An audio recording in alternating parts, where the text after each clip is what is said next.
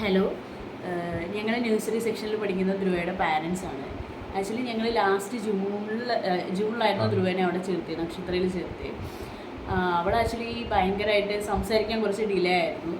അപ്പോൾ എല്ലാവരും ഞങ്ങളുടെ അടുത്ത് സ്പീച്ച് തെറാപ്പിസ്റ്റിനെയൊക്കെ സജസ്റ്റ് ചെയ്തു. പോയി ക്ലോസ് റിലേറ്റീവ്സും ഫ്രണ്ട്സൊക്കെ അവളെ കൊണ്ട് സ്പീച്ച് തെറാപ്പിസ്റ്റിനെ കാണിക്കാനും മറ്റുമൊക്കെ സജസ്റ്റ് ചെയ്തു.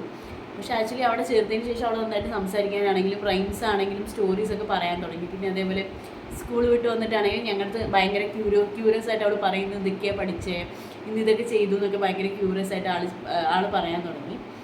പിന്നെ സ്കൂളിൽ പോകാനുള്ള ഒരു മടിയൊന്നും ഇല്ലാണ്ടായി. പണ്ട് നേരത്തെ ഇതിനു മുമ്പ് പഠിച്ച് പ്ലേ സ്കൂളിലാക്കിയിട്ടുണ്ടായിരുന്നു. അന്ന് ഈ രാവിലെ എണീറ്റ് തുടങ്ങും കരയാൻ, സ്കൂളിൽ പോകണ്ടെന്ന് പറഞ്ഞിട്ട്. പക്ഷെ ഇപ്പോൾ അവൾക്ക് ഭയങ്കര ഇൻട്രസ്റ്റ് ആയിട്ട് അവൾ സ്കൂളിൽ പോകുന്നുണ്ട്, അവൾക്ക് പ്രശ്നമൊന്നുമില്ല.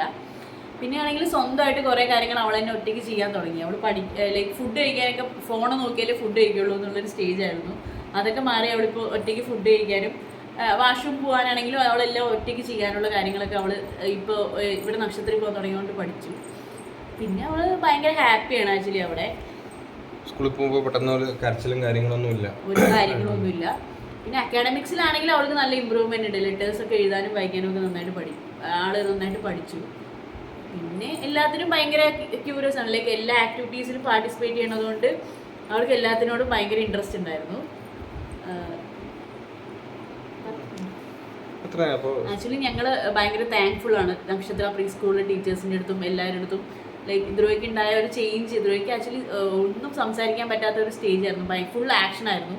അന്ന് അവൾ വായ തുറന്ന് സംസാരിക്കാൻ പറ്റിയിട്ടുണ്ടെങ്കിൽ അത് നക്ഷത്ര പ്രീ സ്കൂൾ കാരണം തന്നെയായിരുന്നു. Thank you.